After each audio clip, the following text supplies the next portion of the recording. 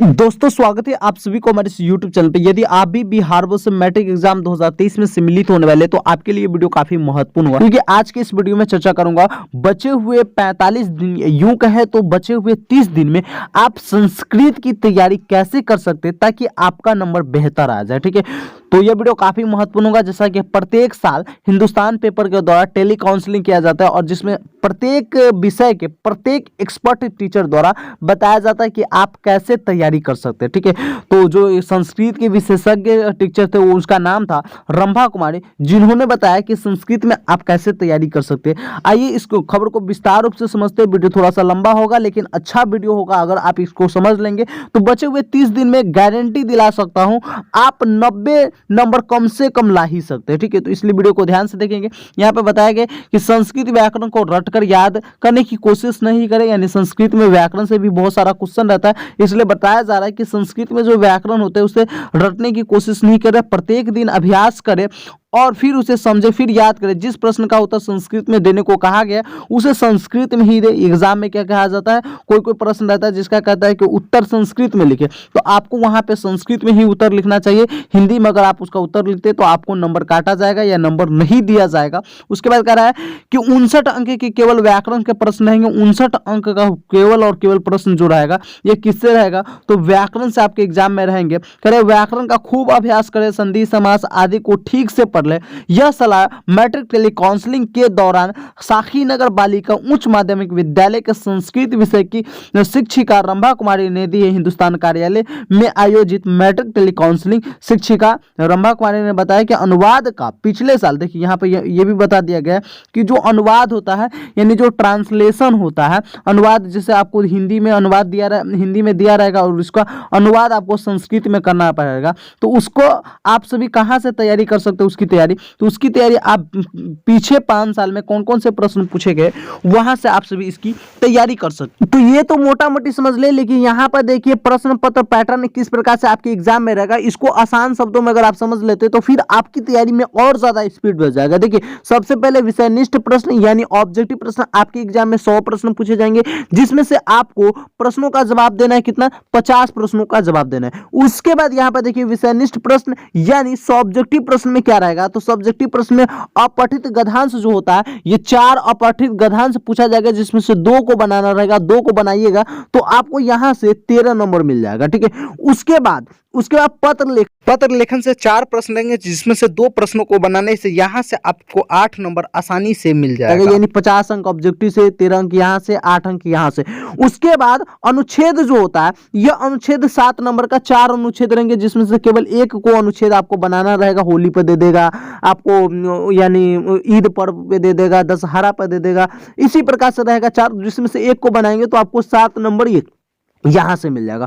उसके बाद आपको 12 को रहेगा अनुवाद। ठीक है, 12 को अनुवाद यानी ट्रांसलेशन 12 को क्वेश्चन रहेगा, उसमें से आपको केवल 6 को बनाना है, तो 6 नंबर आपको यहां से मिल जाएगा।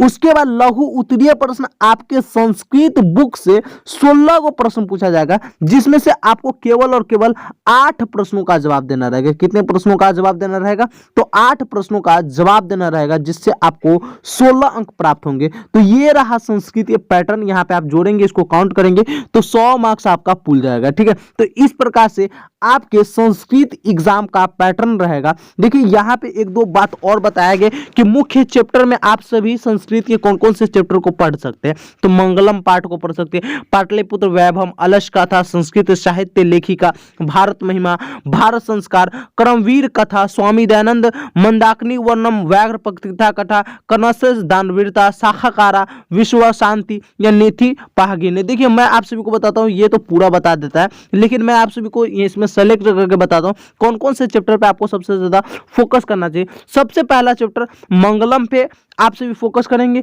पाटलिपुत्र पे, अलस कथा पे, ठीक है, और उसके बाद आप सभी क्रमवीर कथा पे, और उसके बाद एक होता है व्याघ्र पथिक। ठीक है, व्याघ्र पथिक, तो इस पे आप फोकस करेंगे। व्याघ्र पथिक कथा जो होते हैं ये मुख्य रूप से 5 चैप्टर पे आप फोकस करेंगे, तो यहीं से आपका पूरा का पूरा क्वेश्चन देखने देखने को मिल जाएगा। ये 5 ही चैप्टर महत्वपूर्ण है संस्कृत का, ठीक है। उसके बाद अनुच्छेद के कुछ टॉपिक, जैसे अनुच्छेद में बनाने के लिए आप सभी गणतंत्र दिवस पे बनाइए, सरस्वती पूजा पे, प्रिय कवि पे, भारतवर्षम पे, अस्माकम विद्यालय पे, गंगा नदी या कोरोना वायरस संक्रमण।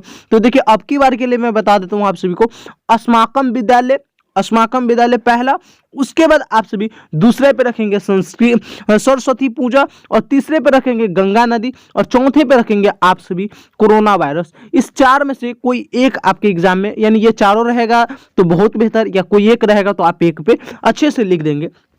व्याकरण को पढ़े, व्याकरण में आप सभी धातु रूप को पढ़िए, शब्द रूप को, संधि को, उपसर्ग को, प्रत्यय को, समास को और कारक को और विभक्ति को। बस इतना अगर व्याकरण अगर आपका सही हो जाएगा तो फिर आपके संस्कृत में नंबर नहीं कटेगा। पत्र या अनुवाद लिखने के लिए महत्वपूर्ण, जैसे आप सभी लिख सकते हैं छात्रवृत्ति प्राप्त करने हेतु प्राचार्य के पास पत्र लिखे संस्कृत में, या विद्यालय परित्याग प्रमाण पत्र निर्गत को प्राचार्य के पास प्रमाण पत्र लिख सकते हैं, या भाई के विवाह या बीमारी के कारण छुट्टी हेतु यानी प्रधानाध्यापक के पास संस्कृत में पत्र लिख सकते हैं। उसके बाद आप सभी क्या कर सकते हैं, शैक्षणिक भ्रमण यानी घूमने के लिए आप अपने विद्यालय से छुट्टी ले सकते हैं। तो इन सारे टॉपिक पे आप सभी को क्या करना है, अच्छे से तैयारी कर लेना है।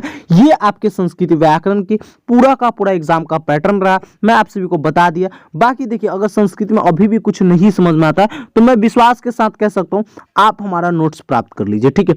नोट्स प्राप्त कर लीजिए, इस नोट्स से आप संस्कृत में कितना नंबर लाएंगे तो मैं 100% तो गारंटी नहीं ले सकता। बचे हुए 30 दिन में आप कितना भी तैयारी कर लीजिए 100% आपका नंबर नहीं आ सकता, लेकिन 85 से लेकर 90% नंबर बहुत आसानी से तरीके से आपके हमारे नोट्स से आ जाएगा। तो नोट्स लेने के लिए आप सभी हमारे इस नंबर पे 89 20 71 32 54 वाले नंबर पे संपर्क कर लीजिए और नोट्स को हर हाल में प्राप्त कर लीजिए, ठीक है। क्योंकि जो नोट्स दूंगा ना, यहीं से पूरा का पूरा ऑब्जेक्टिव प्रश्न गेस किया क्वेश्चन है, पूरा संस्कृत के जितने भी MBBI क्वेश्चन उसको गेस किया, अनुच्छेद को गेस कर दिया गया है, उसके बाद पत्र लेखन को गेस करके दे दिया जाएगा। तो लगभग वो आपका क्लियर हो जाएगा, ठीक है। तो बाकी इस वीडियो के बारे में क्या सोचते हैं, कोई क्वेश्चन कोई प्रॉब्लम अभी भी आपके माइंड में चल रहा है तो आप सभी हमसे पूछ सकते हैं। फिर मिलते हैं अगले वीडियो में, जब तक के लिए जय हिंद जय भारत।